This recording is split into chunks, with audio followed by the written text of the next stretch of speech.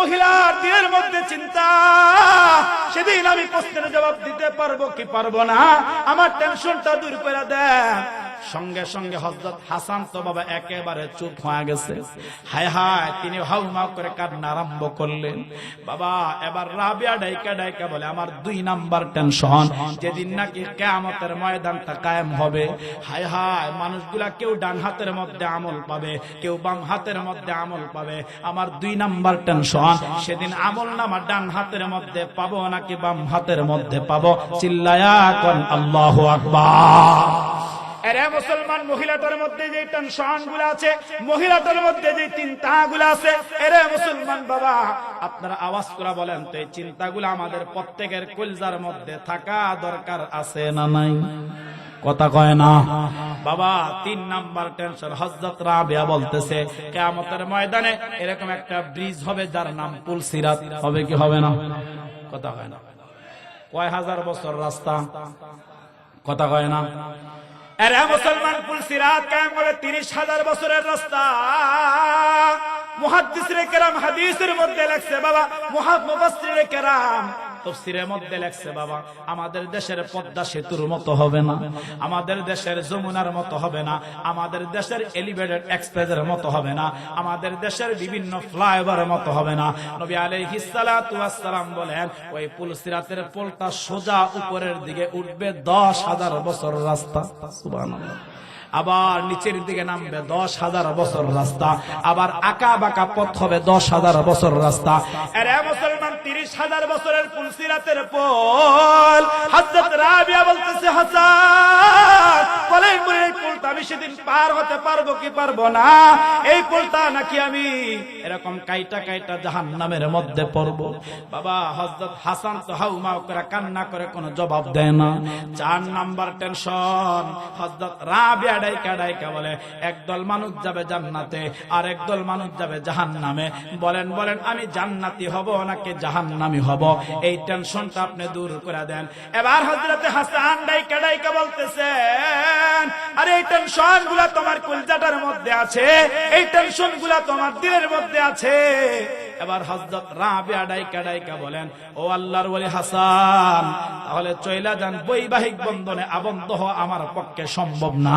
এই টেনশন যতক্ষণ পর্যন্ত দূর হবে না, এই টেনশন দূর হওয়া পর্যন্ত আমি কেমনে বিবাহ করব, কেমনে স্বামী নিয়ে আনন্দে ঘুমাইব, আমি তো এখন চিন্তা একটা কেমনে টেনশন থেকে মুক্ত হয়। এই জন্য আমার নামাজ দরকার, এই জন্য আমার তিলাওয়াত দরকার, এই জন্য আমার জিকির দরকার, এই জন্য আল্লাহর হুকুম মানা দরকার। এখন আপনারা আওয়াজ করে বলেন তো বাবা, এই টেনশন গুলা দিলের মধ্যে ঢুকাইয়া আমাদের প্রত্যেকের আল্লাহ পাকের হুকুম গুলা মানা দরকার আছে না না? আমাদের প্রত্যেকের দরকার। না হলে ভাই আমার এতক্ষণ 2 ঘন্টার আলোচনার সার সংক্ষেপ খোলাসা, আমার একটা কথা যেটা বুঝানোর জন্য এই পুরো কথা লম্বা করলাম, আমার ভাই সেই কথাটা হচ্ছে যে যাহা কিছুই করি না কেন, যে যাহা কিছুই করতেছি না কেন, এবং যে যাহা কিছুই আমি আপনার সামনে করব, আমার ভাই আমাদের একটাই কথা, আমাদের একটাই কথা, যত কিছুই করি না কেন কিন্তু এরপর এই দুনিয়া আমাকে থাকতে দিবে না। খুব ভালো করে কথাগুলো আপনারা দিলের কান লাগায় বুঝবেন। হযরত উবাই ইবনে কাব বাবা তখন ডাইকা ডাইকা পড়লেন, ওগো আল্লাহর পয়গম্বর, মহান রব্বে কারীম আল্লাহকে আমি উবাইয়ের নামটা ধইরা ধইরা বলছে কিনা? আরে মুসলমান বাবা, নবী আলাইহিস সালাতু ওয়াস সালাম বললেন, উবাই, মহান রব্বে কারীম আল্লাহ তোমার সামনে কোরআন পড়ার নির্দেশ আমাকে দিয়া আল্লাহ পাক তোমার নামটাই বর্ণনা করেছে।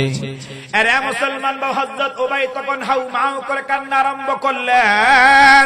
হযরত উবাই তখন কান্না আরম্ভ করলেন, রব্বে কারীম আল্লাহ আমার নামটা ধইরা ধইরা বলছেন, আমার তো পয়গম্বরের সামনে তো কোরআনটা পড়তে ভয় লাগে। কেন কেন বাবা? হযরত সাহাবায়ে কেরামের দিলের মধ্যে একটা কথা ছিল, কারণ নবী আলাইহিস সালাতু ওয়াস সালাম আল্লাহর পয়গম্বর আলাইহিস সালাতু ওয়াস সালাম তিনি ছিলেন বাবা সাহেবে কোরআন, অর্থাৎ নবী আলাইহিস সালাতু ওয়াস সালামের উপরে আল্লাহ পাক কোরআনটা নাজিল করেছে। আমার আপনার পয়গম্বর উপর আল্লাহ পাক 30 পারা কালামটা নাজিল করলেন।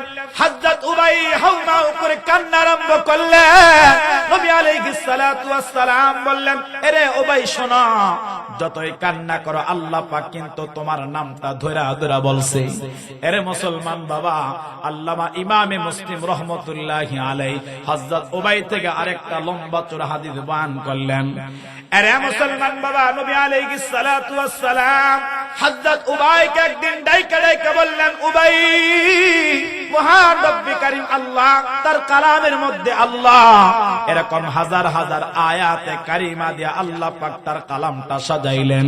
ও উবাই, তোমার কাছে একটা কথা জানতে চাই। ও উবাই, তোমার কাছে একটা কথা শুনতে চাই।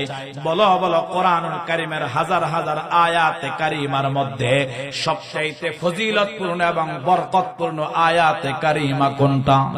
আরে মুসলমান বাবা, সাহাবায়ে কেরামের একটা অভ্যাস ছিল, হযরত সাহাবায়ে কেরামের একটা আদত ছিল, নবী আলাইহিস সালাতু ওয়াস সালাম কোন প্রশ্ন করলে সঙ্গে সঙ্গে উত্তর দিতেন না। হযরত উবাই ইবনে কাব বাবা এই রকমটা করলেন।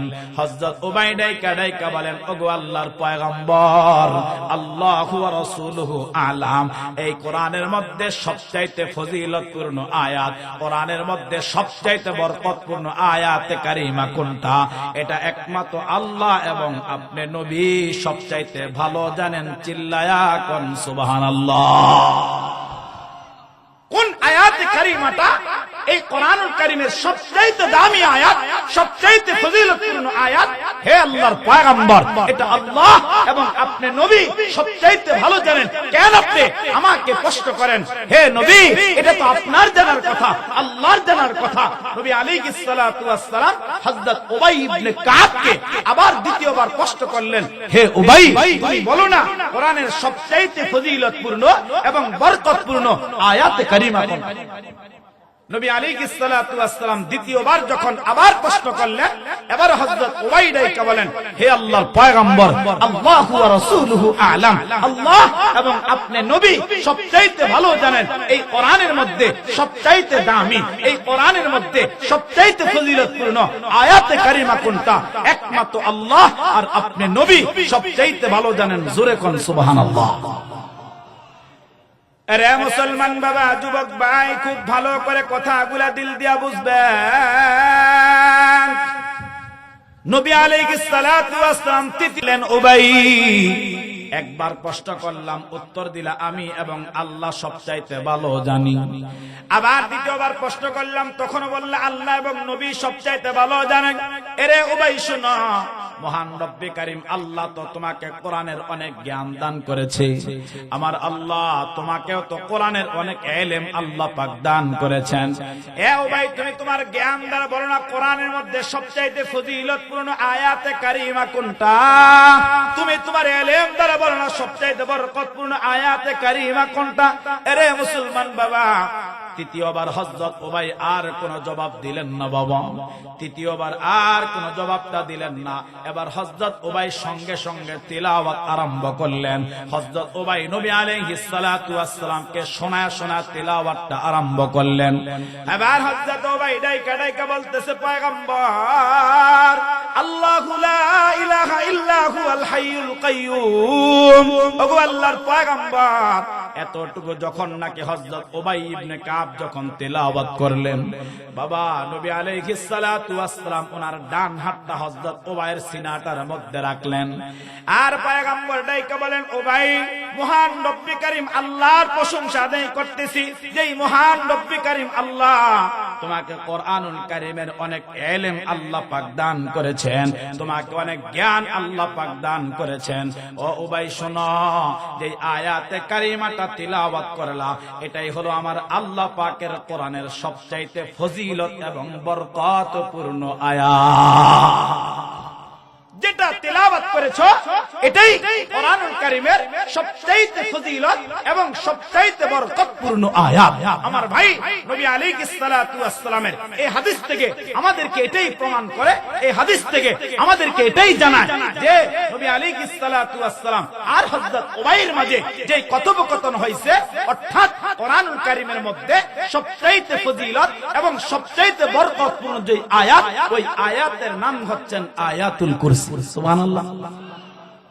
এবার আসেন, এখান থেকে আমরা একটা মাসআলা হল করব। আপনাদের অনেকের দিলের মধ্যে একটা প্রশ্ন আসতে পারে যে হুজুর, এরকম কোরআনুল কারীমটা সারাটা জীবন শুনলাম দামি, কোরআনুল কারীমটা অনেক মর্যাদাপূর্ণ, আর আপনার কাছে শুনলাম যে কোরআনুল কারীমের মধ্যে সবচাইতে বরকতের দিক দিয়া, সবচাইতে ফজিলতের দিক দিয়া যে আয়াত, ওইটার নাম আয়াতুল কুরসি। তাহলে কি আল্লাহ পাকের কোরআনের অন্যান্য আয়াতগুলা দামি না?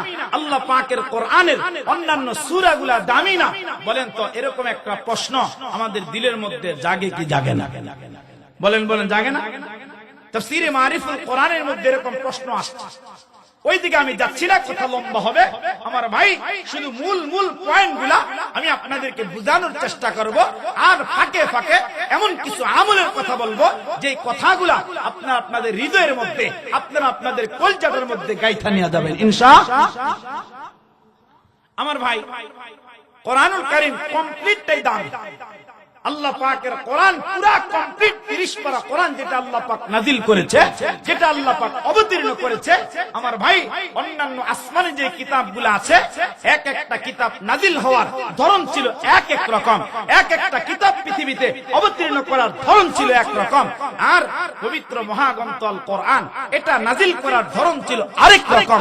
কারণ মহান রব্বি কারীম আল্লাহ যখন তাওরাত কিতাবটা পয়গম্বর মূসা আলাইহিস সালাতু ওয়াস সালামকে দান করবে, আমার ভাই, তাফসীরে মাজহারের মধ্যে আসছে হযরত মূসা আলাইহিস সালাতু ওয়াস সালামকে আল্লাহ ডাক দিলেন, হে পয়গম্বর মূসা, আসেন তুর পাহাড়ে আসেন, আপনার সঙ্গে কথোপকথন আছে।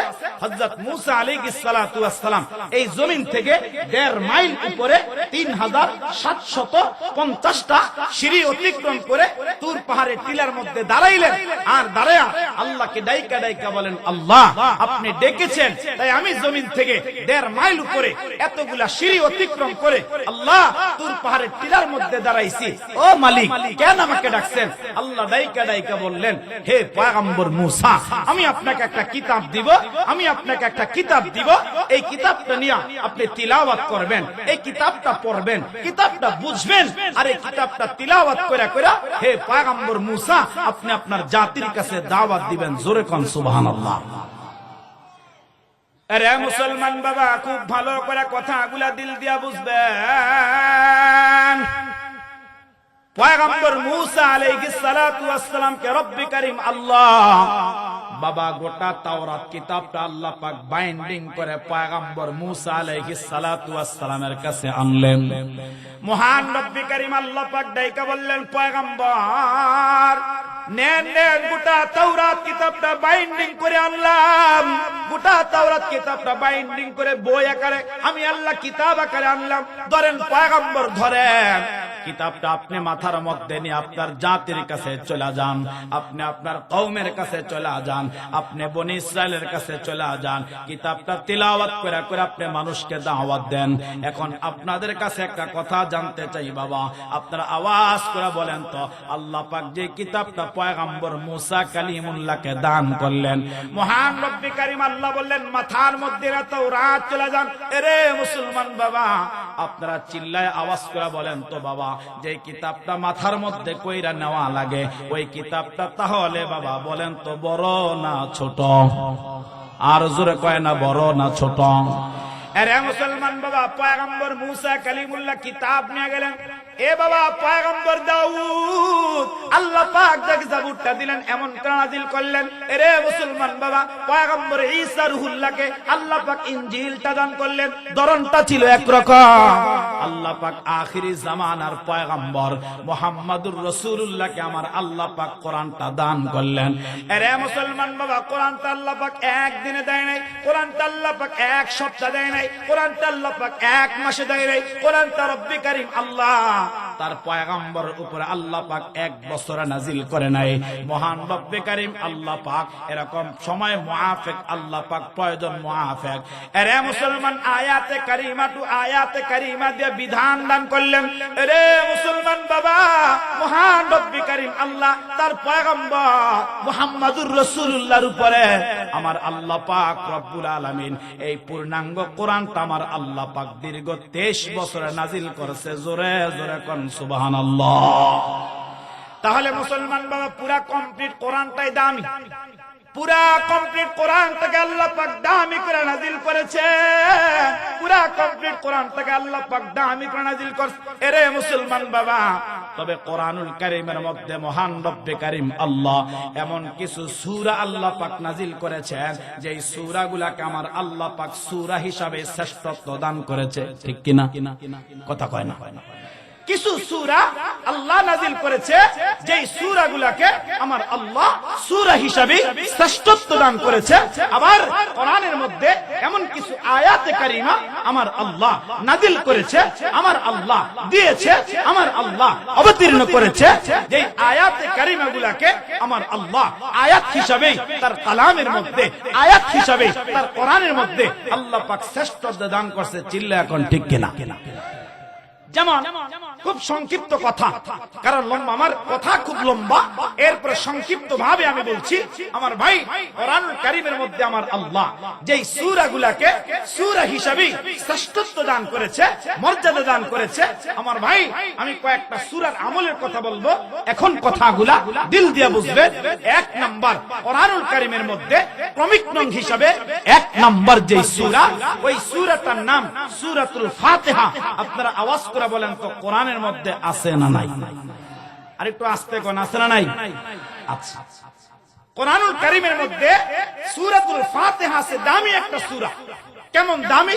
যেমন একটা মানুষ যখন ঈমানওয়ালা হয়, একটা মানুষ যখন ঈমানদার হয়, আমার ভাই ঈমানদারের জন্য মহান রব্বে কারীম আল্লাহ যত বিধান দিয়েছেন ফরজিয়াত, আমার ভাই এর মধ্যে ইবাদতের বিধান সর্বপ্রথম আমার আল্লাহ এই উম্মতের জন্য, আমার আল্লাহ বান্দাদের জন্য আমার রব সর্বপ্রথম যেই বিধান দান করেছে, ওই বিধানের নাম হলো নামাজ। বলেন তো কি শ্রেষ্ঠ ইবাদতের নাম কি? আর একটু জোরে কন্যা, নাম কি? নামাজ। আচ্ছা বলেন তো, নামাজের মধ্যে সূরা ফাতিহা আছে না নাই? কথা কয় না, আছে না নাই? তাহলে ইবাদত দামি, বন্দেগী দামি, ফরজিয়ত বন্দেগী, তার নাম নামাজ। এখন এই দামি ইবাদতের মধ্যে যেই সূরাটা আছে, দামি বন্দেগীর মধ্যে যেই সূরাটা আছে, আপনারা আওয়াজ করে বলেন তো, তাহলে ওই সূরাটা বলেন তো দামি না কম দাম? জোরে কয় না, দামি না কম দামি? লিল্লাহে তাকবীর, লিল্লাহে তাকবীর। সভাপতি সাহেবের আগমন, সভাপতি সাহেবের আগমন মাহফিলের পক্ষ থেকে। মাশাআল্লাহ, আমাদের আজকের মাহফিলের যিনি সভাপতি, আমার অত্যন্ত প্রিয় মানুষ। আল্লাহু আকবার। কলজা থেকে যাকে মহব্বত করি, ভাই আসছে, আল্লাহ ওনার হায়াতের মধ্যে বারাকা দান করুক। সকলে কোন আমিন। তোমার ভাই, ইবাদতের মধ্যে সবচেয়ে দামি ইবাদতের নাম হলো নামাজ। এখন বলেন তো, নামাজের মধ্যে সূরাতুল ফাতিহা আছে না নাই? কথা কয় না, আছে না নাই? আচ্ছা, এখন কেউ যদি নামাজ পড়তে গিয়া সূরাতুল ফাতিহা বাদ দিয়া, সূরাতুল ফাতিহা ছাড়া অন্য কোন সূরা দিয়া নামাজ পড়ে, আওয়াজ করে বলেন তো তার নামাজটা হবে? কথা বলতে হবে। আরে মুসলমান বাবা, যুবক ভাই, খুব ভালো করে কথাগুলা দিল দিয়া বুঝবেন। বাবা, কোরআনুল কারীমের 1 নম্বর সূরা, তার নাম সূরাতুল ফাতিহা। এটা বাবা অত্যন্ত দামি একটা সূরা, অত্যন্ত বরকতপূর্ণ একটা সূরা। এরে মুসলমান বাবা, নবী আলাইহিস সালাতু ওয়াস সালাম বললেন, এই উম্মতের জন্য সবচাইতে দামি ইবাদতের নাম হলো বাবা নামাজ। নামাজের মধ্যে কিন্তু বাবা সূরাতুল ফাতিহাটা আছে। বাবা, কেউ যদি সূরাতুল ফাতিহা ছাড়া নামাজ পড়ে, বলেন তো তার নামাজটা কখনো হবে নি? নবী আলাইহিস সালাতু ওয়াস সালাম বললেন, লা সালাতা ইল্লা বিফাতিহাতিল কিরাত। এরে মুসলমান বাবা, সূরাতুল ফাতিহা ছাড়া নামাজ পড়লে কিন্তু বাবা নামাজটা হবে না। মুসলমান বাবা, তাহলে সূরা হিসাবে যেই সূরাগুলোকে আমার আল্লাহ পাক তার কালামের মধ্যে মর্যাদা দান করলেন, আমার আল্লাহ পাক তার কোরআনের মধ্যে শ্রেষ্ঠত্ব দান করলেন। এরে মুসলমান বাবা, এর মধ্যে 1 নাম্বার সূরাটা তার নাম হলো বাবা সূরাতুল ফাতিহা। বাবা বুখারী শরীফের 5007 নাম্বার হাদিসের বর্ণনার মধ্যে আল্লাহর পয়গম্বর বলেন, নবী আলাইহিস সালাতু ওয়াস সালামের সাহাবী হযরতে আবু সাঈদ খুদরি রাদিয়াল্লাহু তাআলা আনহু বললেন, এরে মুসলমান বাবা, আমি আপনাদেরকে এখন গুরুত্বপূর্ণ একটা আমল শিক্ষা দিব বাবা। এই গুরুত্বপূর্ণ আমলটা আমরা সবাই কলজার মধ্যে আজকে ধারণ করে তারপর বাড়ির মধ্যে যাব। মুসলমান বাবা, নবী আলাইহিস সালাতু ওয়াস সালাম বলেন, এই সূরাটার অনেকগুলা নাম আছে, এই সূরাটার অনেকগুলা ইসম আছে। এরে মুসলমান বাবা, এই সূরাটার একটা গুরুত্বপূর্ণ একটা নাম আছে, তাফসীরের কিতাবের মধ্যে লেখছে বাবা, এই সূরাটার একটা নাম হলো বাবা সূরাতুশ শিফা। সুবহানাল্লাহ। এই সূরার একটা নাম হলো সূরাতুশ শিফা। কেন সূরাতুশ শিফা? ইমাম বুখারী রাহিমাহুল্লাহ বুখারীর মধ্যে বড় চমৎকার করে হাদিস বয়ান করছে। নবী আলাইহিস সালাতু ওয়াস সালামের সাহাবী হযরতে আবু সাঈদ খুদরি রাদিয়াল্লাহু তাআলা আনহু তিনি বলতেছেন, হে পৃথিবীর মানুষ শোনো। আচ্ছা বলেন তো, হাদিসটা বলার আগে একটা কথা আমি আপনাদের কাছে জানতে চাই, আপনারা আওয়াজ করে বলেন তো। অনেক সময় বিভিন্ন সময় এরকম আমাদের ফ্যামিলিতে, আমাদের এলাকায়, আমাদের পরিবারে অনেক মানুষ অসুস্থ হয় কি হয় না? কথা কয় না, হয় কি হয় না? আমি গুরুত্বপূর্ণ একটা আমল শিখাবো এখন। নবী আলাইহিস সালাতু ওয়াস সালামের পরীক্ষিত আমল এটা। হযরতে আবু সাঈদ খুদরি বলেন, এটা কেমন গুরুত্বপূর্ণ আমল? বলে এটা নাম হচ্ছে, এই সূরাটার নাম হচ্ছে সূরাতুশ শিফা। কারণ এই সূরাটার মধ্যে আসমানের মালিক আল্লাহ, এই সূরাটার মধ্যে আমার রব আল্লাহ, এই तमाम পৃথিবীর সমস্ত ইনসানের জন্য আমার আল্লাহ এই সূরার মধ্যে আল্লাহ পাক সমস্ত শিফা আল্লাহ পাক লুকায় রাখছে। সুবহানাল্লাহ। সব শিফা লুকায় রাখছে। যেমন যদি কোনো মানুষ যদি অসুস্থ হয়, দেখেন এরকম অনেক সময় দেখা যায় রাত্র 3টা বাজে বিবি অসুস্থ হয়ে গেছে, অনেক সময় দেখা যায় রাত্র 3টা বাজে স্বামী অসুস্থ হয়ে গেছে, অনেক সময় দেখা যায় রাত্র 3টা বাজে সন্তানটা অসুস্থ হয়ে গেছে, বড় পেটের বেদনা অথবা মাথার বেদনা, এরকম শরীরে আরো যে সমস্ত ব্যাধি হইতে পারে, এরকম হয় কি হয় না? কথা কয় না, হয়। তখন তৎক্ষণাৎ আপনি ডক্টর পাবেন না, তৎক্ষণাৎ চাইলে আপনি হসপিটাল কাছে পাবেন না। আমল শিখায় দেয়, পরীক্ষিত আমল। নবী আলাইহিস সালাতু ওয়াস সালামের সাহাবী আবু সাঈদ খুদরি বলেছে, তখন এরকম একটা বোতল হোক অথবা এরকম একটা গ্লাসের মধ্যে হোক, 1 গ্লাস পানি নেবেন আর এই সূরাতুশ শিফা সূরা ফাতিহাটা 7 বার তিলাওয়াত করবেন। কয়বার? বলেন না কয়বার? 7 বার তিলাওয়াত করে এই পানির মধ্যে দম করবেন। আমার ভাই, পরীক্ষিত আমল, আল্লাহর কোরআন থেকে বলছি, রাসূলুল্লাহ হাদিস থেকে বলছি, 7 বার তিলাওয়াত করে পানির মধ্যে দম করে খাওয়ায় দিবেন। ইনশাআল্লাহ এই সূরাতুশ শিফার বদৌলতে আমার আল্লাহ ওই অসুস্থ মানুষকে আমার আল্লাহ পাক সুস্থতা দান করবে। জোরে কোন সুবহানাল্লাহ। আরে মুসলমান বাবা, খুব ভালো করে কথাগুলা দিল দিয়া বুঝবেন। তাহলে বাবা, 1 নাম্বার দামি একটা সূরার নাম বললাম সূরাতুল ফাতিহা। এবার আসেন বাবা, 2 নাম্বার একটা চমৎকার ছোট্ট একটা সূরার নাম আমি আপনাদেরকে শোনাই। এরে মুসলমান, আল্লাহ পাকের কোরআনের মধ্যে অত্যন্ত চমৎকার ছোট একটা সূরা আছে, যেই সূরাটার নাম সূরাতুল ইখলাস। আপনারা আওয়াজ করে বলেন তো বাবা, কোরআনের মধ্যে সূরাটা আছে না নাই? আর একটু জোরে বলতে হবে, আছে না নাই? আরে মুসলমান বাবা, এই সূরাটার একটা নাম আছে শানে এলাহি, অর্থাৎ মহান রব্বি করিম আল্লাহ। এই সূরাটার মধ্যে আল্লাহ পাক তার নিজের কোয়ালিটি বয়ান করলেন, আল্লাহ পাক তার নিজের পরিচয় তুলে ধরলেন। এরে মুসলমান বাবা, এই সূরাটা বাবা দেখতে কিন্তু অত্যন্ত ছোট, মাত্র 3টা আয়াত দিয়ে আল্লাহ পাক অবতীর্ণ করলেন।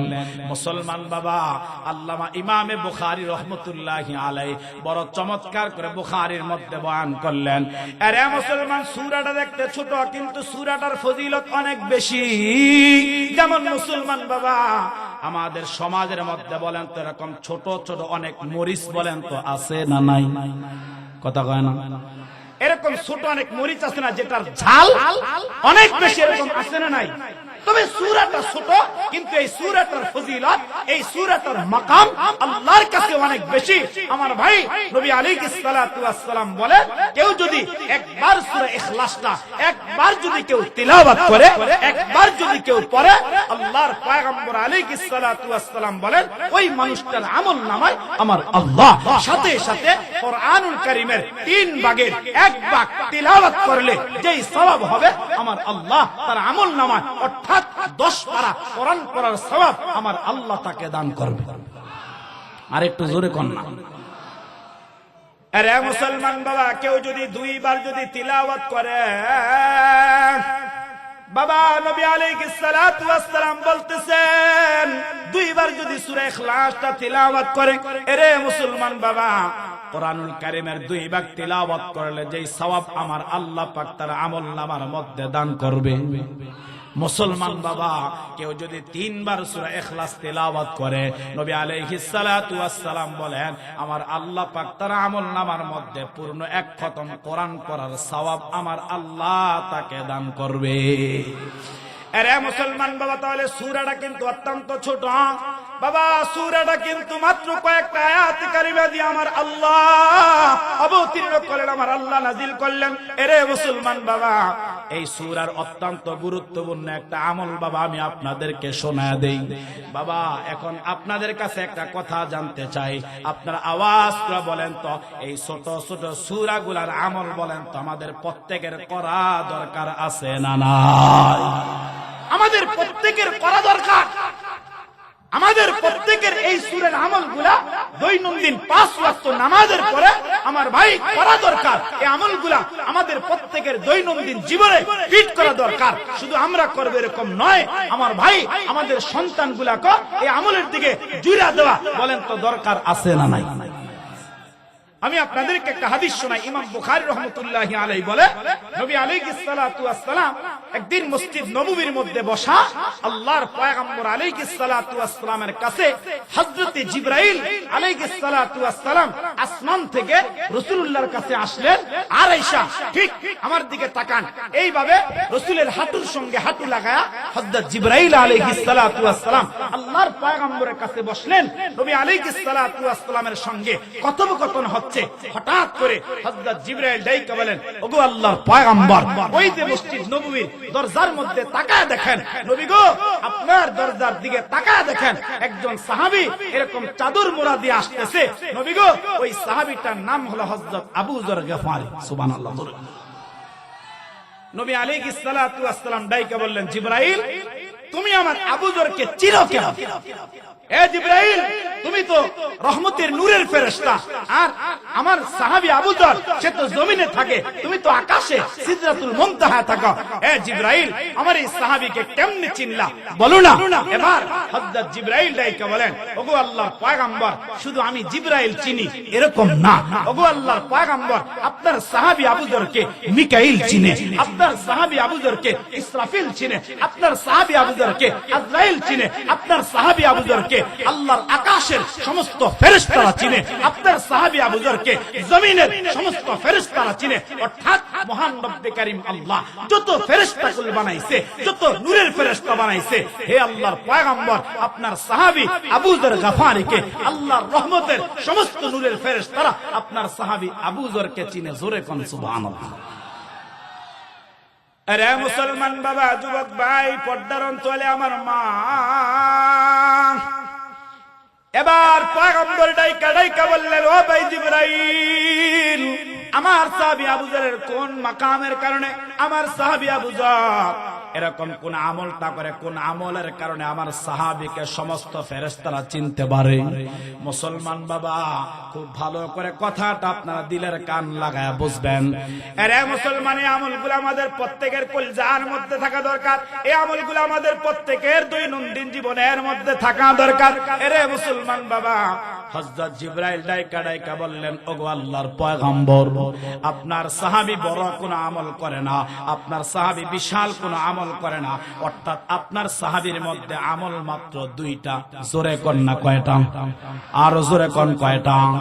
মুসলমান বাবা খুব ভালো করে বুঝবেন কথা। নবী আলাইহিস সালাতু ওয়াস সালাম কে বলতেছেন, 1 নম্বর আমল আপনার সাহাবী আবু যর গফারির মধ্যে 1 নম্বর একটা আমল, আপনার সাহাবী তার নিজেকে একেবারে ক্ষুদ্র মনে করে, আপনার সাহাবী তার নিজেকে একেবারে ছোট মনে করে, অর্থাৎ আপনার সাহাবীর দিলের মধ্যে কোনো অহংকার নাই, আপনার সাহাবীর দিলের মধ্যে কোনো রিয়া নাই, আপনার সাহাবীর দিলের মধ্যে কোনো তাকাব্বুর নাই।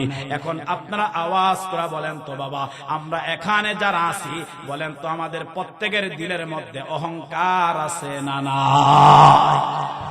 অহংকার আছে, কারণ আমাদের মধ্যে একটা ভাব আছে। সেই ভাবটা কি?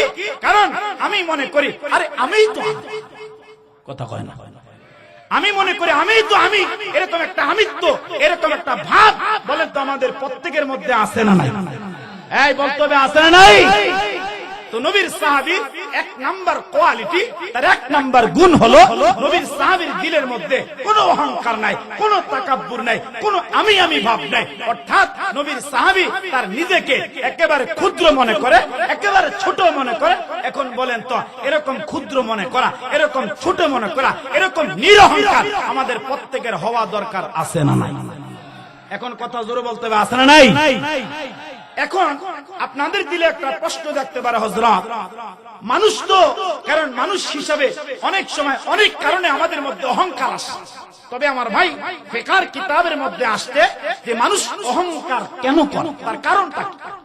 তার কারণ হলো এই পৃথিবীতে, ফিকহের কিতাবের মধ্যে লেখছে, এই পৃথিবীতে মানুষ একমাত্র অহংকার করার মৌলিক কারণ হলো মাত্র 5টা। আওয়াজ করে বলতে হবে কয়টা?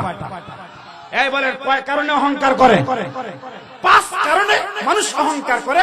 যদি আমার কথাগুলো সত্য হয়, যদি আমার কথাগুলো বিশ্বাস হয়, তাহলে আপনারা চিল্লে একটু আওয়াজ দিতে পারবেন তো ইনশাআল্লাহ? বলেন বলেন কয় কারণে অহংকার করে? 5 কারণে। ভালো করে বুঝবেন। 1 নাম্বার অহংকার করা মূল 1 নাম্বার যে কারণ, সেই কারণ হচ্ছে মানুষ অহংকার করে সুন্দরের কারণে। কথা কয় না? এই সুন্দরের কারণে অহংকার আছে না নাই? দেখবেন অনেক মানুষ আছে তার নিজেকে দেখতে খুব সুন্দর, আল্লাহ কারণ বানাইছেন কে? কথা কয় না? কে সুন্দর বানাইছেন? কে কালো বানাইছেন? কে লম্বা বানাইছেন? কে খাটো বানাইছেন? কে? আল্লাহ। সব আল্লাহ বানাইছে। কাউকে আল্লাহ সুন্দর বানাইছে, কাউকে মিডিয়াম বানাইছে, কাউকে একেবারে কালো বানাইছে, কিন্তু সৃষ্টি সব একমাত্র কার? আল্লাহ। সুন্দরের কারণে মানুষ অহংকার করে। অনেক সময় দেখবেন অনেক সুন্দর মানুষ আছে, কালো মানুষদেরকে দেখলে নাক ছিটকা, এরকম আছে না নাই? বিভিন্ন অনুষ্ঠানে গেলে কোন কালো মানুষের সাথে বসতে চায় না, কালো মানুষের সাথে বৈশা খাইতে চায় না, কালো মানুষের পোশাক একটু নোংরা থাকলে তার কাছে বসতে চায় না, ভিড়তে চায় না, কথা বলতে চায় না। সুন্দরের কারণে এরকম অহংকার বলেন তো আছে না না? আরে মুসলমান বাবা, সংক্ষেপে কথাগুলো আপনারা ভালো করে বুঝবেন। 1 নম্বরে বাবা মানুষ কেন অহংকার করে? কয় সুন্দরের কারণ। এই জন্য বাবা আপনারা আপনাদের এলাকার মধ্যে দেখবেন বাবা এই অভ্যাসটা, অহংকারের কারণটা বেশিরভাগ মহিলাদের মধ্যে আল্লাহ পাক দান করেছে। এরে মুসলমান, মহিলাদের মধ্যে অহংকারের গুণটা সবচাইতে বেশি।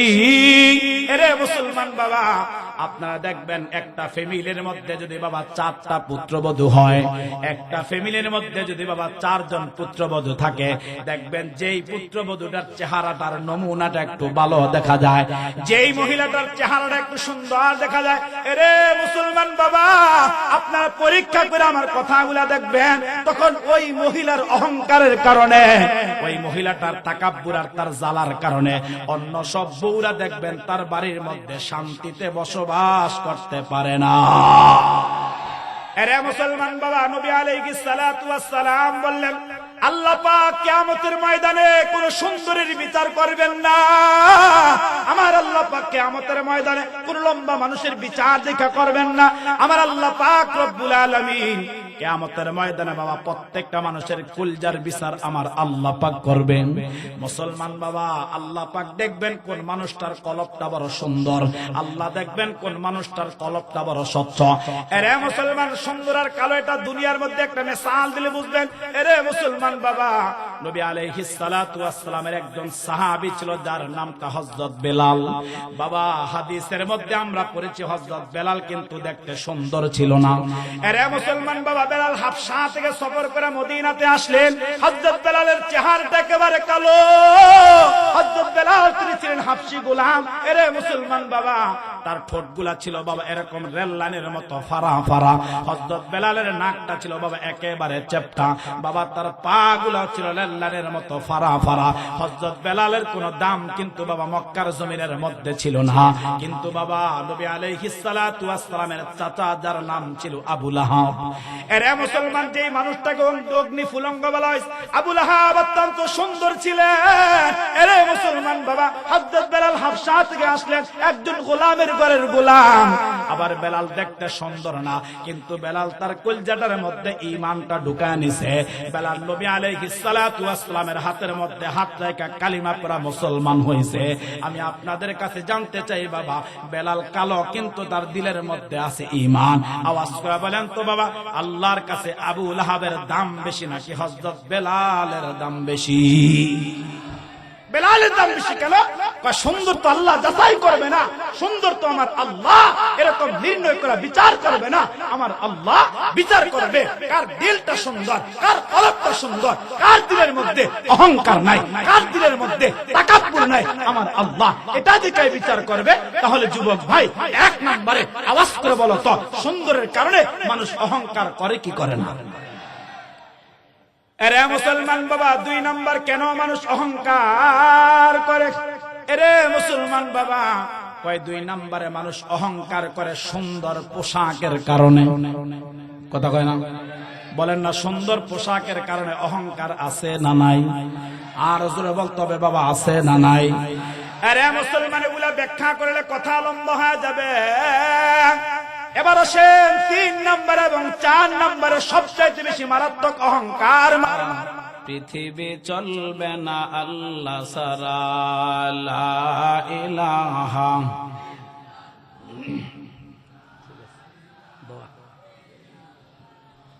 লা ইলাহা ইল্লাল্লাহ, লা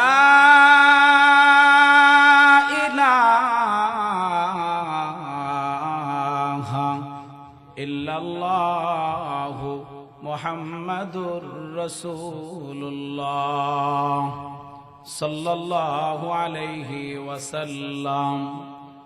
তাহলে বলেন তো, মানুষ অহংকার করে কয় কারণে?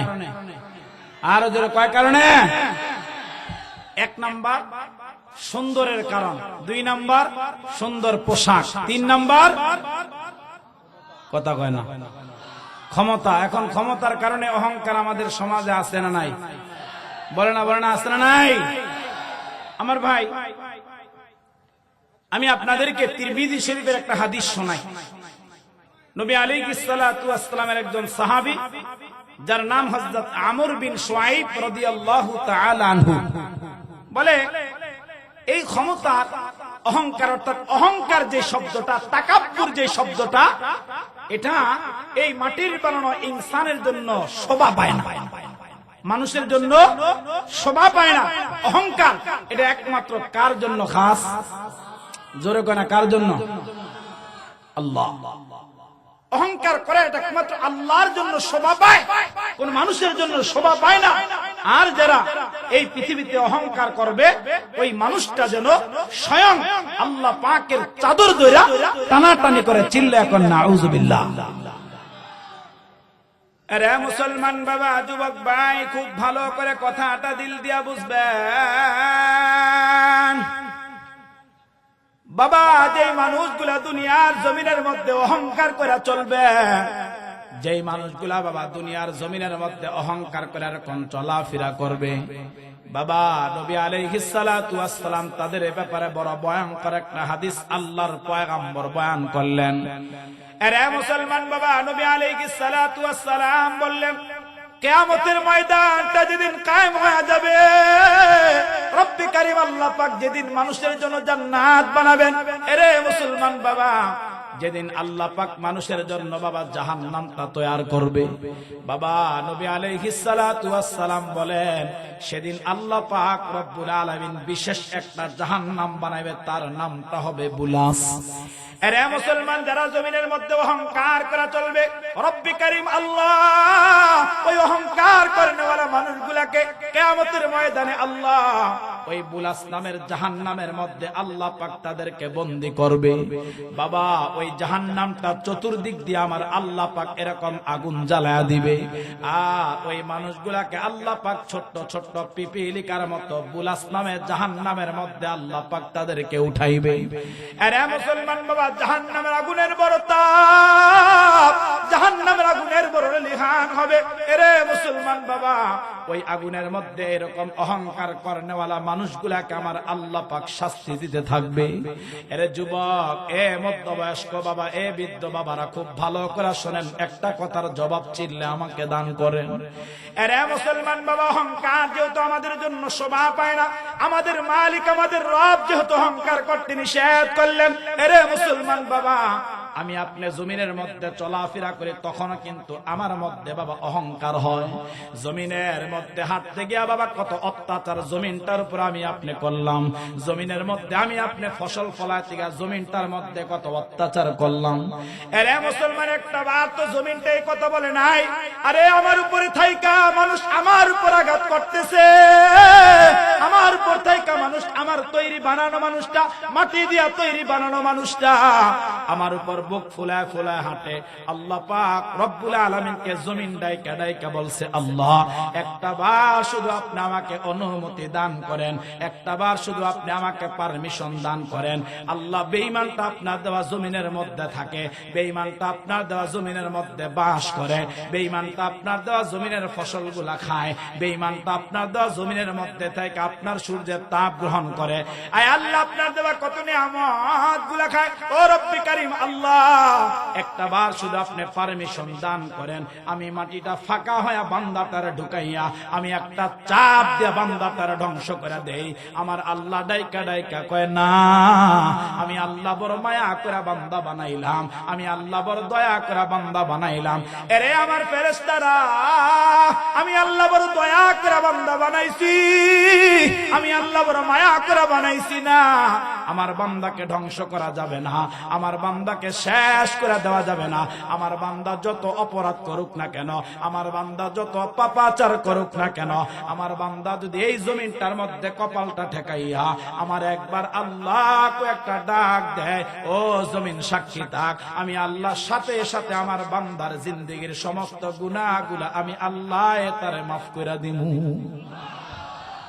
তিনি তোমার আমার রব, তিনি তোমার আমার মালিক। যুবক, এই জন্য মাটির তৈরি ইনসানের জন্য কখনোই এরকম ভাবে অহংকার করা শোভা পায় না, কখনোই এরকম তাকাব্বুর করা চলা এটা শোভা পায় না। আমার ভাই, এবার আসেন চতুর্থ নম্বরে, মানুষ কেন অহংকার করে? বলে এটার কারণেও মানুষ বেশি অহংকার করে। চতুর্থ নম্বর যেই কারণ, বলে চতুর্থ নম্বর কারণ হচ্ছে মানুষ অহংকার করে সম্পদের কারণে। কথা কয় না? সম্পদের কারণে অহংকার আছে না নাই? আরো যেরকম আছে না নাই? আমার ভাই, কত মানুষ দেখবেন। এই জন্য একটা কথা আছে যে অনেক মানুষ আছে জমিনের মধ্যে থাইকা খালি সম্পদ সম্পদ করে, খালি জায়গা জায়গা করে, খালি জমিন জমিন করে, এরকম কিছু মানুষ আছে না নাই? তার এত সম্পদ, এত জমিন, এত জায়গা, এরপর তার হয় না। এই জন্য আসছে যে এই মানুষটা যতক্ষণ পর্যন্ত তার মুখের মধ্যে মাটি না উঠবে ততক্ষণ পর্যন্ত ওই মানুষগুলার সম্পদের লোভ কখনো তার কলিজা থেকে সরবে না। এরকম আছে না নাই? দেখবেন অনেক মানুষ আছে, আপনাদের এলাকা হয়তো নাই, আমি বিভিন্ন জায়গার কথা বলছি, যে অনেক মানুষ এরকম আছে, তার বাড়ি কত সুন্দর, তার বাড়ির জায়গার অভাব নেই, এরপর বাই করে ঠকায় বাইরের জায়গা দলিল করে লয়ে যায়। এরকম জালেম আছে না নাই? এই জোরে কথা বলতে হবে, আছে না নাই? দেখবেন আবার অনেক ভাই আছে যে তার বাড়ির সামনে দিয়া বাইকে যাওয়ার জন্য এরকম রাস্তা দিবে, ভাই হাইটা যাইবে, এরকম রাস্তাও দেয় না। এরকম ভাই আছে না নাই? এরকম পাড়া প্রতিবেশী আছে না নাই? এরকম মহল্লাবাসী আছে না নাই? এরকম এলাকাবাসী আছে না নাই? তো আপনাদের এলাকা নাই, বিভিন্ন জায়গায় গেলে মানুষ অনেক সময় অভিযোগ করে, হযরত একটু এই কথাটা বলেন না, কোরআন থেকে শোনান, হাদিস থেকে শোনান। আমার ভাই, তার চাইতে বড় কোন জালেম নাই যে মানুষটা মানুষের চলাচলের রাস্তাটা বন্ধ করে দেয়। এজন্য ক্ষমতা অহংকারও বেশি এবং সম্পদের অহংকারও বেশি। আমার ভাই, সম্পদ কোন কাজে আসবে না। আমার ভাই, সম্পদ কোন মানুষকে বাঁচাইতে পারে নাই। আমার ভাই, সম্পদ কোন মানুষকে আজরাইলের হাত থেকে রক্ষা করতে পারে নাই। আমার ভাই, সম্পদ কোন মানুষকে এরকম ভাবে কবরের হাত থেকে বাঁচাইতে পারে। যেমন হাদিসের মধ্যে আসছে, সূরা জিলজালের আলোচনার মধ্যে আসছে, কিয়ামতের ময়দানে আমার আল্লাহ প্রত্যেকটা মানুষের জন্য 4 জন রাত সাক্ষী আল্লাহ পাক তৈরি করবে। কয়জন? এর ভিতরে একটা হবে জমিন। কি হবে? কতখানা কি হবে? জমিন সাক্ষী দিবে আল্লাহর কাছে। তো আমার ভাই, সূরা জিলজালের মধ্যে আসছে, তার তাফসীরের মধ্যে আসছে, এই পৃথিবীতে সবচাইতে বড় সম্পদওয়ালা যেই মানুষটা ছিল তার নাম ছিল কারুন। বলেন তার নাম কি? বলেন না তার নাম কি? কারুন। হযরত মূসা আলাইহিস সালাতু ওয়াস সালামের চাচাতো ভাই ছিলেন, তাওরাতের হাফেজ ছিলেন। কারুন তাওরাতের হাফেজ। তো কারুনের এত সম্পদ ছিল, তাফসীরের মধ্যে আমরা দেখছি যে কারুনের যে সম্পদ রাখার, তার মাল রাখার, তার এরকম টাকা পয়সা, স্বর্ণ হীরা মণিমুক্তা রাখার এরকম যে সিন্ধুকগুলা ছিল, যে গোডাউনগুলা ছিল, আমার ভাই কিতাবের মধ্যে লেখছে, তাফসীরের মধ্যে আসছে, তার ওই গোডাউনের চাবি বহন করার জন্য এরকম 70টা উটের প্রয়োজন হয়েছে। আল্লাহু আকবার। আচ্ছা, যে গোডাউনের চাবি বহন করতে এরকম 70টা উটের প্রয়োজন হয়, তাহলে বলেন তো সেই গোডাউনের চাবি কম না বেশি? ওই গোডাউনের ভিতরে মাল সম্পদ কম না বেশি? আওয়াজ করে কোনা কম না বেশি? কিন্তু বলেন তো কারুনকে তার সম্পদ, কারুনকে তার মাল, কারুনকে তার স্বর্ণ অলংকার, বলেন তো আজরাইলের হাত থেকে বাঁচাইতে পারছে? কথা বলে না পারছে না। তাহলে ভাই আমিও বাঁচবো না, আপনিও বাঁচবেন। আমি আপনি কেউ কাউকে আমাদেরকে এরকম সম্পদ থেকে বাঁচাইতে পারবে? যেমন আমি আপনাদেরকে ছোট্ট একটা কথা শোনা, দুনিয়ার সম্পদ কোনো কাজে আসে না, মানুষের কোনো কাজে আসে না। তবে হ্যাঁ, কাজে আসে যদি কোন মানুষ তার সম্পদকে, তার মালকে আল্লাহর রাস্তায় খরচ করা যায়, মসজিদে দান করা যায়, মাদ্রাসায় দান করা যায়, এতিমদেরকে দান করা যায়, রাস্তাঘাট বানায়া যায়, এরকম রাস্তার পাশে টিউবওয়েল তৈরি করা যায়, মানুষ পানি খায়, এরকম সদকায়ে জারিয়া হিসাবে যে কাজগুলো আছে ওইগুলা করা গেলে ওই সম্পদটাই কিয়ামত পর্যন্ত আমার আল্লাহ ওই বান্দার জন্য কাজে লাগায় দিবে। জোরে কোন সুবহানাল্লাহ। আরে মুসলমান বাবা, যুবক ভাই, খুব ভালো করে কথাটা দিল দিয়া বুঝবেন। এরে পর্দার অন্তরালে আমার মা, কোন মানুষের জন্য কিন্তু মা তার সম্পদ কিন্তু কখনো বাবা কাজে আসবে না। যেমন বাবা গত কয়েকদিন আগে আমাদের বাংলাদেশের এরকম 3 বারের প্রধানমন্ত্রী বেগম খালেদা জিয়া, বলেন তো দুনিয়ার থেকে বিদায় হয়ে গেছে কি গেছে না? আওয়াজ করে কয় না? এরে মুসলমান বাবা, যিনি 3 বার গোটা বাংলাদেশ শাসন করলেন, যিনি 3 বার গোটা বাংলাদেশটা পরিচালনা করলেন, এরে মুসলমান বাবা আওয়াজ করে বলেন তো 3 বারের প্রধানমন্ত্রী বেগম খালেদা জিয়ার সম্পদ কম ছিল না বেশি ছিল? আওয়াজ করে কয় না কেন মুসলমানেরা? বলেন তো বাবা, তার ক্ষমতাটা কম ছিল না বেশি ছিল? এরে মুসলমান বাবা, তার সন্তান লন্ডন থেকে আসছে, এ বাবা মাকে দেখার জন্য আসলেন, এরপর মা দুনিয়ার থেকে চলে গেছে। এরে মুসলমান বাবা, এই বান্দিটার সম্পদের কোনো অভাব নাই, এই বান্দিটার যশ খ্যাতির কোনো অভাব ছিল না, এই বান্দিটার টাকা পয়সার কোনো অভাব ছিল না বাবা, তার এরকম ক্ষমতার কোনো অভাব ছিল না। 3 বার গোটা বাংলাদেশটা তিনি এরকম শাসন করেছেন।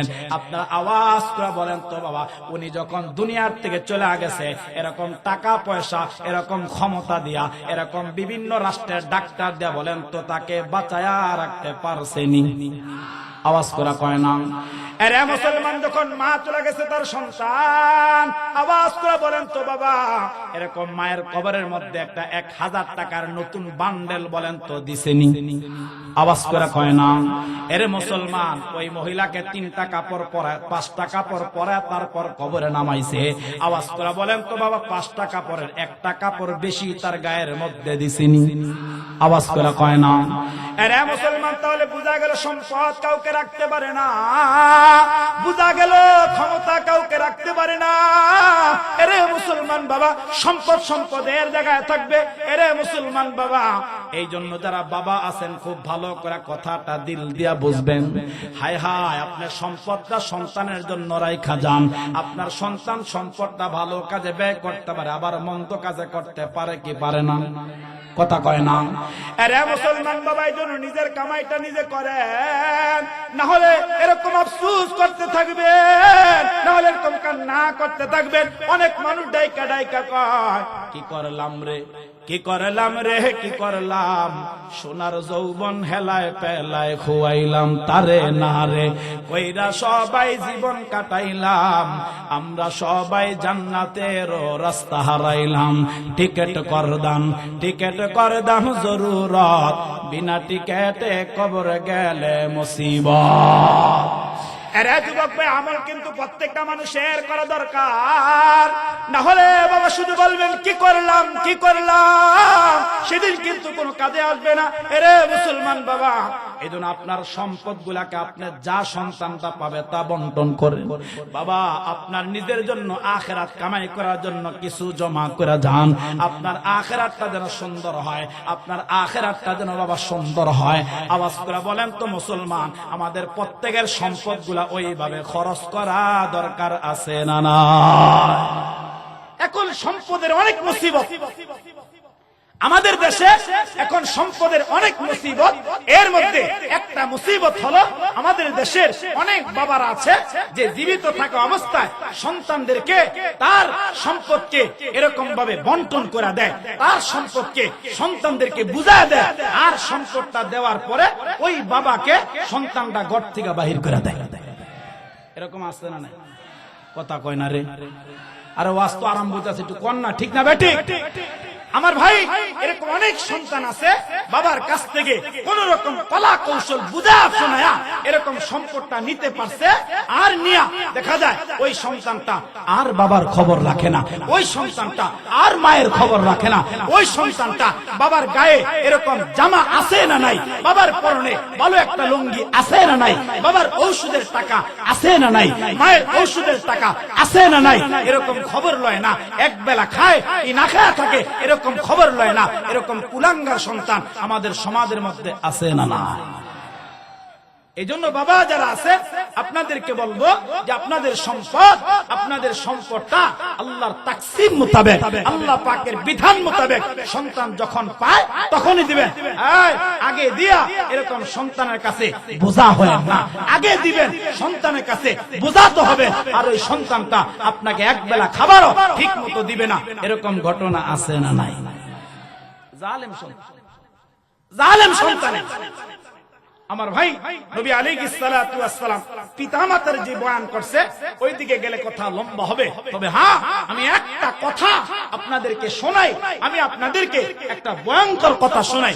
সুনানে তিরমিজির মধ্যে আল্লামা ইমামে তিরমিজি রাহমাতুল্লাহি আলাইহি চমৎকার করে হাদিস বয়ান করছে যে মা বাবা যদি অসন্তুষ্ট থাকে, মা বাবা যদি কার উপরে এরকম মনক্ষুণ্ণ থাকে, শোনো যুবক শোনো, জান্নাত পাইবা।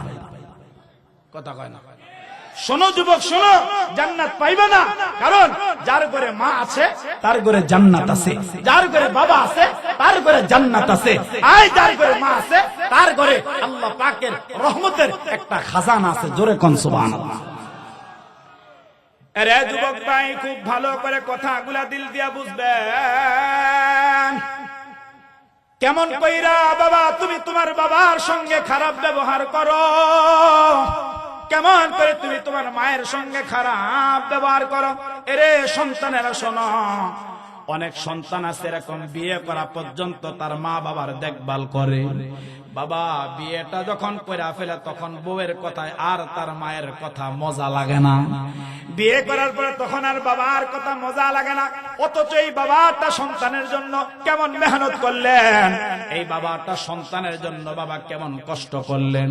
হায় হায়, আমি আমার নিজের জীবনে এরকম বাস্তব অনেক ওয়াকিয়া, বাস্তব এরকম ঘটনা আবার নিজের চক্ষু দ্বারা দেখলাম।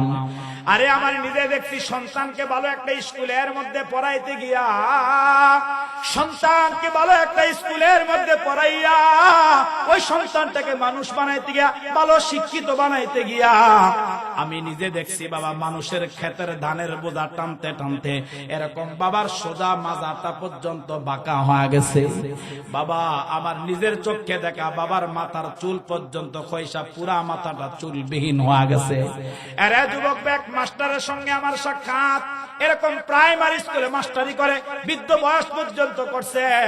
সরকার যতক্ষণ পর্যন্ত তাকে রিটায়ার করে নাই ওই পর্যন্ত স্কুলের মধ্যে মাস্টারি করলো। বাবা আমার সঙ্গে সাক্ষাৎ, দৈনিক 10 টাকা রিক্সা ভাড়া হাইটা যায়, আবার 10 টাকা রিক্সা ভাড়া হাইটা আসে। আমি ওটার একদিন কষ্ট করলাম, স্যার কেন আপনি এই কাজটা করেন, কারণটা কি? তখন আমাকে ডাইকা ডাইকা বলছে, হযরত আমার সন্তানটাকে ভালো একটা স্কুলে পড়াই, আমার সন্তানের এরকম গাইড বইয়ের দরকার হয়, আমার সন্তানের এরকম নোটের দরকার হয়, আমার সন্তানকে ভালো প্রাইভেট পড়াইতেছি, যেই পরিমাণ বেতন পাই এটা দিয়া সংসার চালাইতে হিমশিম, সন্তানকে ভালো স্কুলের মধ্যে পড়ানোর ক্ষমতা নেই, তারপর পড়াই। আমি দৈনিক যদি এরকম 10 টাকা করে 20 টাকা বাঁচাই তাহলে আমার মাসে এরকম 600 টাকা হয়, আর 600 টাকা হইলে আমার সন্তানের একটা প্রাইভেট টিচারের বেতন হয়ে যায়। এটার নাম হচ্ছে বাবা, এটার নাম হচ্ছে বাবা। আমি আরেক বাবাকে দেখছি, তার অফিসের মধ্যে স্যারেরা এরকম 4টা আঙ্গুর তাকে খাইতে দিছে। বলেন তো কয়টা? 4টা ছোট ছোট আঙ্গুর তাকে খাইতে দিছে। এটা টিস্যুর মধ্যে পেঁচায়া এরপর বাড়িতেই না নামাজের সময় এই আঙ্গুরটা টিস্যুর থেকে বের করে আমাকে দেখায়, আর চোখের পানি সারা কাঁদতেছে। আমি বললাম কি ব্যাপার ভাই, কেন আপনি কান্না করেন, কারণটা কি? তখন সে বলছে, স্যার হযরত আমি এরকম ভাবে আমার অফিসে আমার স্যারেরা আমাকে খেতে দিয়েছে, আমার গলা দিয়ে নামতে চায় নাই, তাই আমি আমার সন্তানটার জন্য এই 4টা আঙ্গুর এরকম 3 মাইল রাস্তা সাইকেলে করে সন্তানের জন্য, সন্তানকে খাওয়ানোর জন্য এই 4টা আঙ্গুর এই টিস্যুর মধ্যে পেঁচায়া আমি বাবা সন্তানের জন্য আনলাম। আল্লাহু আকবার।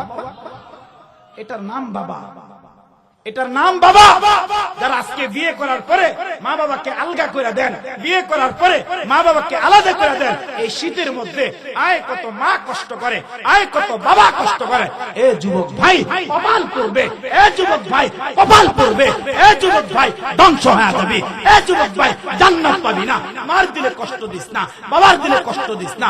আজকে থেকে প্রমিস করো, যাদের মা আছে খেদমত করবেন তো ইনশাআল্লাহ, এই খেদমত করবেন তো ইনশাআল্লাহ। আর যাদের মা চলে গেছে, মায়ের কবরের পাশে দাঁড়ায়া, বাবার কবরের পাশে দাঁড়ায়া হাত তুলা মা বাবার জন্য দোয়া করবেন তো ইনশাআল্লাহ। বলেন না, বলেন না, করবেন তো ইনশাআল্লাহ।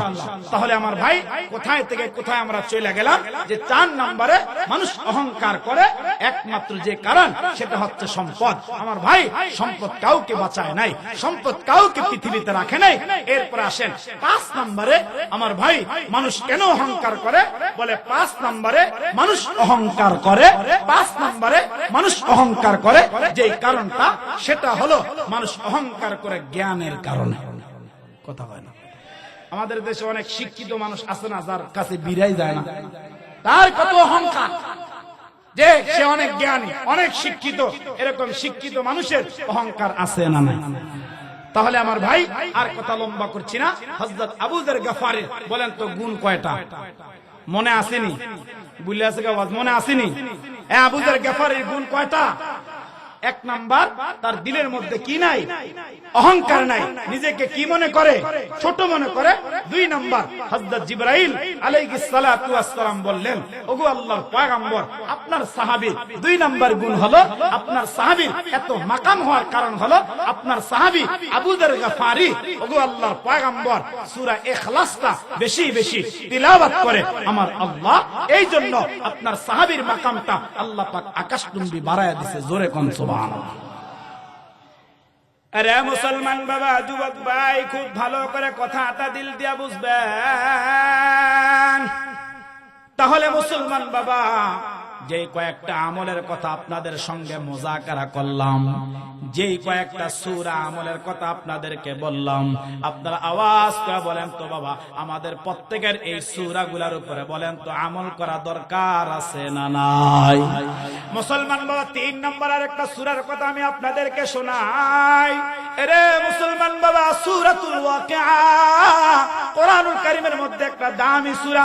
এরে মুসলমান বাবা, এরকম 27 নম্বর পারার মধ্যে আল্লাহ পাক এই সূরাটার স্থান দিয়েছেন। বাবা, প্রত্যেকটা দিন মাগরিবের নামাজের পর এই সূরাটা তিলাওয়াত করবেন। যারা মাগরিবের পরে এই সূরাটা তিলাওয়াত করবেন, বাবা, তাদের ঘরের মধ্যে আমার আল্লাহ পাক কখনো রিজিকের অভাব আল্লাহ দান করবে না। সুবহানাল্লাহ কোন। আরে মুসলমান বাবা, আসেন এবার আসেন বাবা, 5 নম্বর আরেকটা সূরার কথা বলি, সূরাতুল মুলক। প্রত্যেকটা দিনে সারির পর তিলাওয়াত করবেন। ওই রাতে মারা গেলে আমার আল্লাহ পাক কবরে আযাব maaf করে দিবে।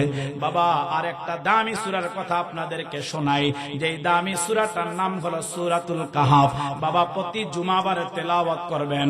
এরপরে বাবা, আরেকটা দামি সূরার কথা আমি আপনাদেরকে শোনাই, ওই সূরাটার নাম হলো, এরে মুসলমান, সূরাতুর রহমান। অত্যন্ত দামি একটা সূরা। আওয়াজ করে বলেন তো বাবা, কোরআনের মধ্যে সূরা রহমান আছে না নাই? এরে মুসলমান বাবা, আসেন কয়টা আয়াতে কারিমার কথা আমি আপনাদেরকে শোনাই। নবী আলাইহিস সালাতু ওয়াস সালাম বললেন, আয়াতে কারিমা যেগুলোকে আমার আল্লাহ বড় দামি করে বানাইছেন, বাবা, তার মধ্যে অন্যতম 1 নম্বর আয়াত হলেন আয়াতুল কুরসি। সুবহানাল্লাহ কোন। আর হুজুর আওয়াজ করে বলেন সুবহানাল্লাহ। মুসলমান, এটা অত্যন্ত দামি একটা সূরা, দামি একটা সূরার দামি একটা আয়াত।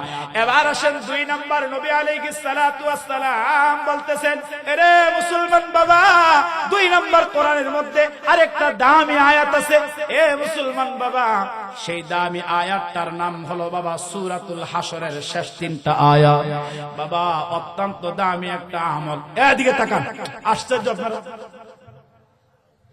কোটি টাকা দিয়ে কত হইবেন যেরকম কইতে হাদিসের কথা। সূরা হাশর 28 নম্বর পারার আছে না নাই? কতখানে আছে না নাই? 28 নম্বর পারায় সূরা হাশরের শেষ 3 আয়াত। আমরা প্রত্যেকটা দিন ফজরের পরে, বলেন কিসের পরে? ফজরের নামাজের পরে কেউ যদি আউযু বিল্লাহিস সামিউল আলিম মিনাশ শাইতানির রাজিম 3 বার পড়া এই 3টা আয়াত তিলাওয়াত করে মাগরিব পর্যন্ত আমার আল্লাহ 70,000 রহমতের ফেরেশতা নিযুক্ত করে দেয়। এই 3টা আয়াত তিলাওয়াত করবে আমার আল্লাহ, ওই 70,000 ফেরেশতা যে তিলাওয়াত করবে তার জন্য মাগরিব পর্যন্ত মাগফিরাতের দোয়া করতে থাকে। আবার যদি কেউ মাগরিবের পরে তেলাওয়াত করে, মাগরিবের পরে পরে নবী আলাইহিস সালাতু ওয়াস সালাম কয়, সারা রাত ঘুমাইছে, ফজর পর্যন্ত আবার 70,000 ফেরেশতা ওই বান্দা বান্দির জন্য, 70,000 ফেরেশতা তার জন্য এরকম মাগফিরাতের দোয়া করতে থাকে। সুবহানাল্লাহ। তাহলে বলেন তো আয়াতটা দামি না কম দামি? জোরে কোন।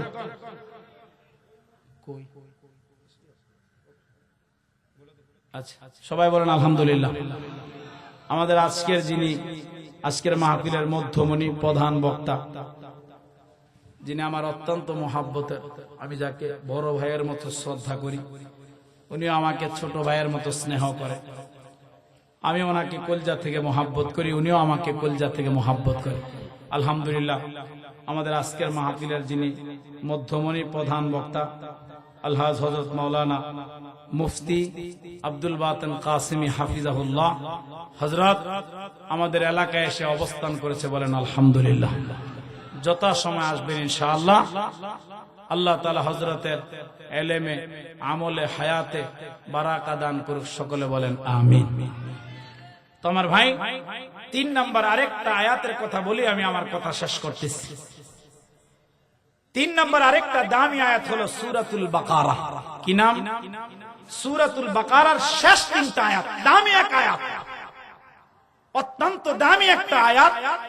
এই তিনটা আয়াত বললাম। এক নাম্বার আয়াতুল কুরসি, দুই নাম্বার সূরা হাশরের শেষ তিনটা আয়াত, তিন নাম্বার সূরা আল বাকারার শেষ তিনটা আয়াত। বড় দামি একটা আয়াত আমার ভাই। যেই সূরাগুলোর কথা বললাম, যেই আয়াতে কারিমাগুলোর কথা বললাম, প্রত্যেকটা আমলের কথা মাইনা আমাদের কলজার মধ্যে ফিট করা। বলেন তো আমাদের প্রত্যেকের আমল করা দরকার আছে না নাই? শুধু কি আমরাই করব, না আমাদের ফ্যামিলির মধ্যে আমলগুলা ঢুকানো দরকার আছে না নাই? অনেক মায়ের আসছে, আমি একটা কথা বলি, কথা শেষ করব। অনেক মায়ের আসছে আমি জানি, এবং মাইকের আওয়াজ পুরো এলাকার মধ্যে আমার মায়েরা শুনতেছে, আমার কলিজার টুকরা বোনগুলা শুনতেছে। তবে হ্যাঁ, আমি আমার মাদেরকে বলবো, আমি আমার বোনগুলাকে বলবো, মা যেই কথাগুলো এতক্ষণ বলেছি, আসলে এই কথার বিস্তার যেরকম আমি, এই কথা যেরকম আমাকে বলেছি, এই কথাগুলা আমি আপনাদের সকলকেই বলেছি। কারণ অহংকার শুধু পুরুষরা করে এরকম না, অহংকার নারীদের মধ্যে আছে। মিথ্যা পুরুষরা বলে এরকম না, মিথ্যা নারীদের মধ্যে আছে। গীবত পুরুষরা করে এরকম না, গীবত নারীদের মধ্যে আছে। বেপরদার গুনাহ নারীরা করে এরকম না, বেপরদার গুনাহ পুরুষদের মধ্যে আছে না নাই? এজন্য মা এই আমলগুলো আপনারাও করবেন।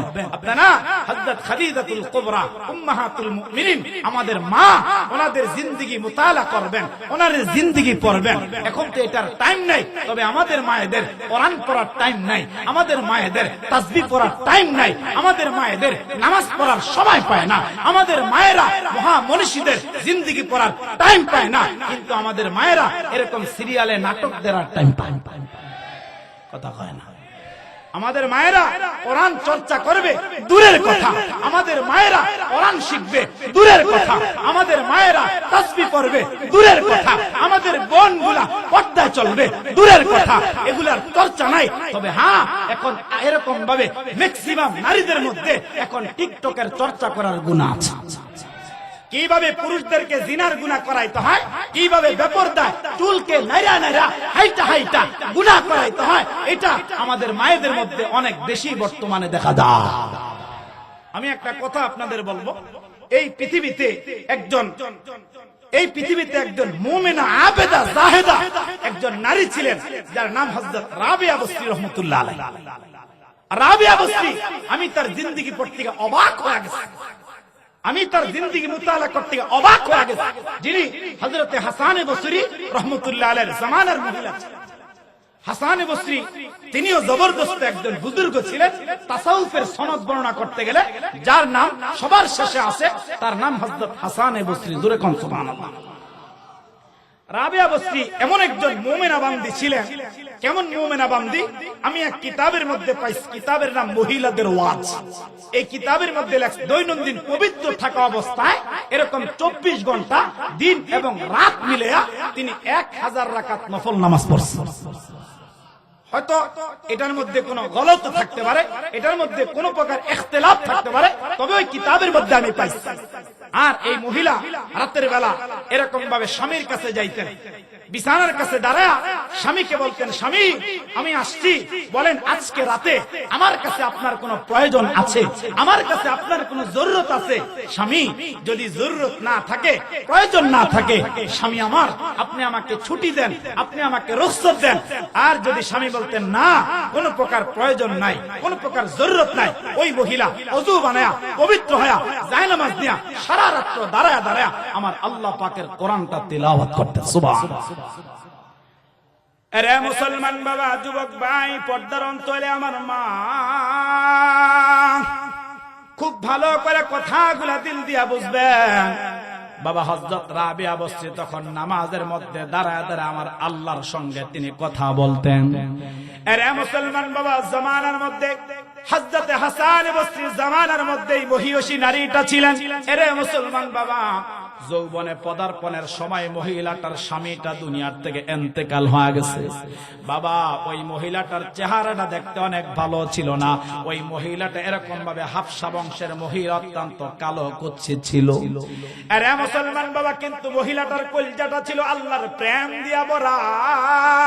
ওই মহিলাটার প্রেম ছিল বাবা এরকম ভাবে রব্বি কারীমের ভালোবাসা দিয়া ভরা। আরে মুসলমান বাবা, এরকম তার যশ খ্যাতিটা তামাম এলাকার মধ্যে ছড়ায় গেছে। বাবা হযরত হাসান বসরি রহমতুল্লাহি আলাইহি তিনি এরকম চিন্তা করলেন, আমার ঘরে যদি এরকম একটা মুমিনা বান্দি হয় তাহলে তো আমার ঘরটা বড় আলোকিত হয়ে যায়, ঠিক কিনা? আরে মুসলমান বাবা, তখন হাসান বসরি এরকম পয়গাম পাঠিয়ে দিলেন, আরে রাবিয়া, আমি তোমাকে বিবাহ করতে যাই, যদি তুমি রাজি থাকো তাহলে আমি তোমার সঙ্গে তোমাকে বিবাহ বন্ধনে আবদ্ধ করতে চাই। বাবা হযরত রাবিয়া বসরি কথা শোনার সঙ্গে সঙ্গে তো হাউমাউ করে তিনি কান্না আরম্ভ করলেন। আরে মুসলমান, আমাদের সমাজের নারীরা যদি হইতো, আমাদের সমাজের এলাকার মহিলারা যদি হইতো, আরে এলাকার সবচেয়ে বড় আলেম, সবচেয়ে বড় বুজুর্গ আমার কাছে বৈবাহিক পয়গাম নিয়ে আসতেন, বলেন তো আমাদের নারীরা খুশিতে আত্মহারা হইতো কি হইতো না? কথা কয় না। বাবা রাবিয়া বসরি হাউমাউ করে কান্না আরম্ভ করলেন। এবার হযরত রাবিয়া বসরি সংবাদ পাঠিয়ে দিলেন, আল্লাহর ওলি হাসানকে জানায়া দাও আমার দিলের মধ্যে 4টা টেনশন আছে, আমার দিলের মধ্যে 4টা পেরেশানি আছে। যদি আমার দিলের 4টা পেরেশানি যদি দূর করে দিতে পারে, আমার দিলের 4টা টেনশন যদি দূর করে দিতে পারে, তাহলে আমার কোনো আপত্তি নাই, আমি বিবাহ বন্ধনে আবদ্ধ হব, স্বামী নিয়ে আনন্দ উল্লাস করব। বাবা একজন আবেদের সাথে আরেকজন আবেদা বান্দির এরকম পর্দার আড়াল থেকে কত অপকথন হয়। এবার হাসান বসরি ডাইকা ডাইকা কয়, রাবেয়া বলেন বলেন আপনার দিলের মধ্যে কি টেনশন, আপনার দিলের মধ্যে কি চিন্তা?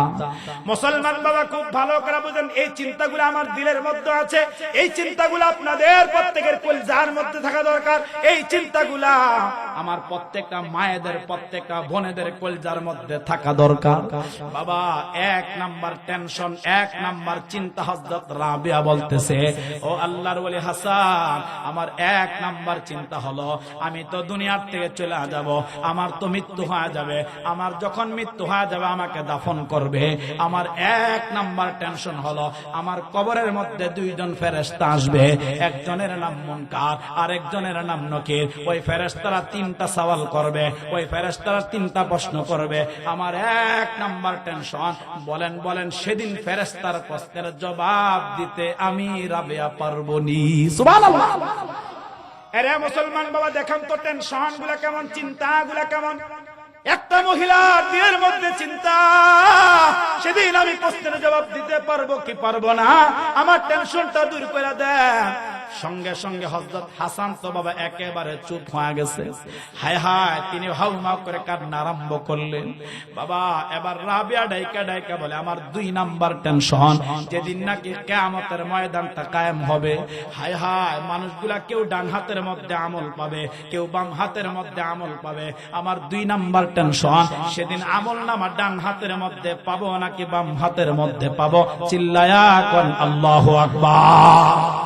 আরে মুসলমান, মহিলাটার মধ্যে যে টেনশন গুলো আছে, মহিলাটার মধ্যে যে চিন্তাগুলো আছে, আরে মুসলমান বাবা আপনারা আওয়াজ করে বলেন তো এই চিন্তাগুলো আমাদের প্রত্যেকের কলিজার মধ্যে থাকা দরকার আছে না নাই?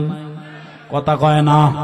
বাবা 3 নাম্বার টেনশন, হযরত রাবিয়া বলতেছে কিয়ামতের ময়দানে এরকম একটা ব্রিজ হবে যার নাম পুল সিরাত, হবে কি হবে না? কথা কয় না। কয় হাজার বছর রাস্তা? কথা কয় না। আরে মুসলমান, পুল সিরাত কায়েম হবে 30,000 বছরের রাস্তা। মুহাদ্দিসরে কেরাম হাদিসের মধ্যে লেখছে বাবা, মুফাসসিরে কেরাম তাফসীরের মধ্যে লেখছে বাবা, আমাদের দেশের পদ্মা সেতুর মতো হবে না, আমাদের দেশের যমুনার মতো হবে না, আমাদের দেশের এলিভেটেড এক্সপ্রেসের মতো হবে না, আমাদের দেশের বিভিন্ন ফ্লাইওভারের মতো হবে না। নবী আলাইহিস সালাতু ওয়াস সালাম বলেন, ওই পুল সিরাতের পোলটা সোজা উপরের দিকে উঠবে 10,000 বছর রাস্তা। সুবহানাল্লাহ। আবার নিচের দিকে নামবে 10,000 বছর রাস্তা, আবার আঁকা বাঁকা পথ হবে 10,000 বছর রাস্তা। আরে মুসলমান, 30,000 বছরের পুল সিরাতের পোল। হযরত রাবিয়া বলতেছে, হাসান বলেন এই পোলটা আমি সেদিন পার হতে পারবো কি পারবো না?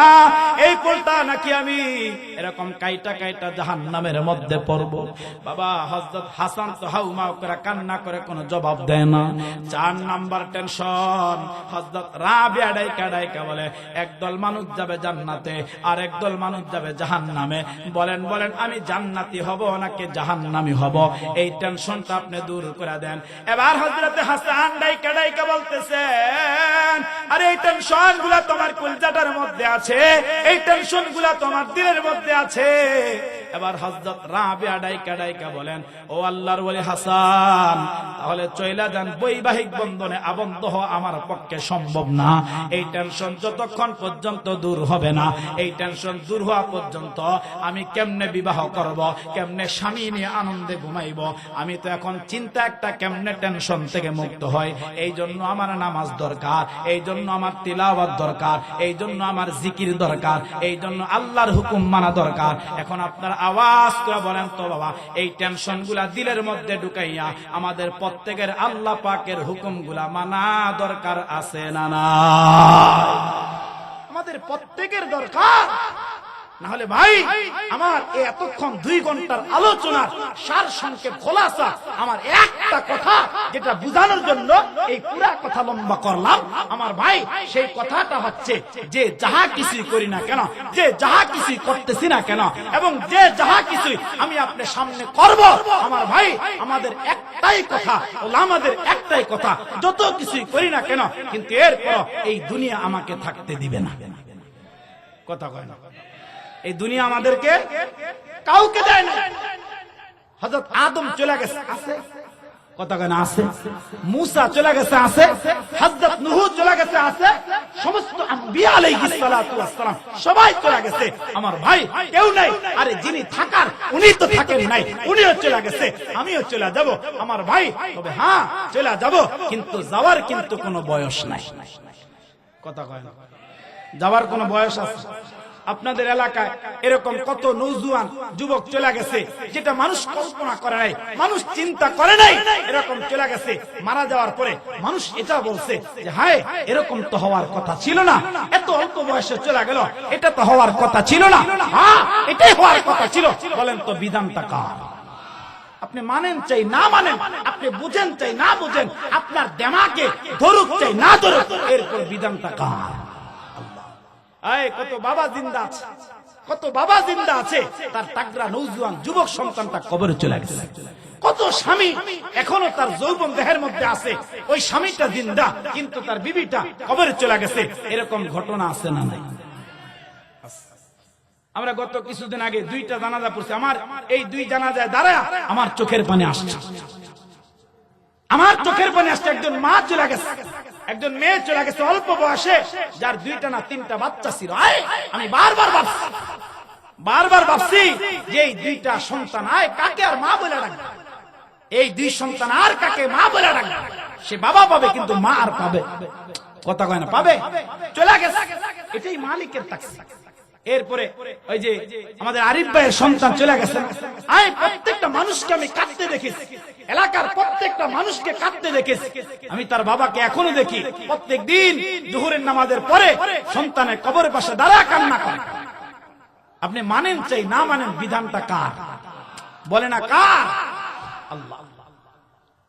এটাই মালিকের তাকসীর। তবে আমিও চলে যাব, আপনারও চলে যাবেন। তবে আসেন একটা প্রমিস করব, একটা ওয়াদা করব, আমাকে যতদিন বাঁচায় রাখে আমার রব, আমাকে যতদিন এই পৃথিবীতে রাখে আমার রব, আমি আর গুনাহ করব না। এ যুবক ভাই আর এরকম জিনার গুনাহ করো না, এ যুবক ভাই আর বেপরদার গুনাহ করো না। অনেক মায়ের আছে, আমি গত যুব সমাজের মাহফিলে মহিলাদের ব্যাপারে অনেক লম্বা বিস্তারিত এবং ভয়ঙ্কর এক হাদিস শোনাইছিলাম যে 6 প্রকার নারী জাহান্নামে যাবে। এই ভিতরে একটা আছে যারা স্বামী থাকার পরও নিজের স্বামীর রেখা অন্য পুরুষের সাথে পরকিয়া করে, অন্য পুরুষের সাথে হাসি তামাশা করে, গোপন সম্পর্ক করে, তারা জাহান্নামে হবে। এই জন্য মা এই ধরনের গুনাহ থেকে নিজেকে এখনো সময় আছে শুধরায় নেন। যুবক ভাই নেশা থেকে ফিরো, যুবক গাঞ্জা থেকে ফিরো, ইয়াবা থেকে ফিরো, বাবা থেকে ফিরো, যত প্রকার নেশা আছে এগুলা থেকে নিজেকে গোটায় নাও। তোমার জীবন সুন্দর হবে, তোমার জীবন সুন্দর হবে। মালিকের হুকুম মতে তোমার জীবনটা চালাও, তাহলে তোমার জিন্দেগিটা সুন্দর হবে। রাজি আছেন না সবাই ইনশাআল্লাহ? 5 ওয়াক্ত নামাজ মসজিদে আদায় করব, আল্লাহর হুকুম মানব, নবী আলাইহিস সালাতু ওয়াস সালামের তরিকা মোতাবেক আমরা আমাদের জিন্দেগিটা পরিচালনা করব। রাজি রাজি আছেন না ইনশাআল্লাহ সবাই? আল্লাহ আমাদের সবাইকে, আল্লাহ যা যতটুকু কথা বলছি শুনছি, একটা পয়েন্টের উপরে আয়াতুল কুরসি, এক পয়েন্টের উপরে পাঁচটার একটার উপরে যতটুকু কথা বলছি, আল্লাহ আমাকে, আল্লাহ আমাকে, আল্লাহ আমাকে, আমাদের সবাইকে, যারা মাইকের আওয়াজে কথা শুনছে, আল্লাহ গোটা এলাকাবাসীকে, তাম দুনিয়াবাসীকে আল্লাহ এই সহি কথাগুলোর উপরে আমল করার তৌফিক দান করুক। সকলে বলেন আমিন। আল্লাহ যদি ভুল কোনো কথা বের হয়ে যায়, আল্লাহ আপনার কাছে ক্ষমা চাই, আল্লাহ আপনি মাফ করে দেন। সহি কথাগুলা আমাদের কলজার মধ্যে বসায়া আল্লাহ আমাদেরকে আমল করার তৌফিক দান করেন। সবাই বলেন আমিন।